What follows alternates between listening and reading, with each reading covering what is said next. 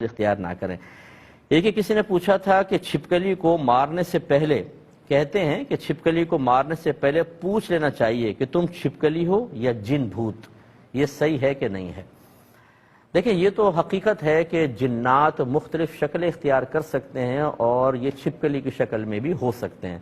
سانپ کی شکل میں بھی ہوتے ہیں، اور سانپ کے لیے یہی کہا گیا ہے کہ گھر میں کہ اس کو فوری طور پہ نہ مارا جائے، بلکہ کہا جائے کہ اگر تو جن ہے تو یہ تجھے سلیمان علیہ السلام کی قسم ہے تم یہاں سے چلے جاؤ، اور کوئی دودھ کا پیالہ وغیرہ رکھ دے تو وہ پی کے چلا جائے گا۔ یہ ہمارا اپنا تجربہ شدہ ہے، کسی نے بتایا تھا تو کیا تو واقعی ایک سانپ تھا، وہ چلا گیا تھا، گمان یہ ہے کہ وہ جن ہی ہوگا،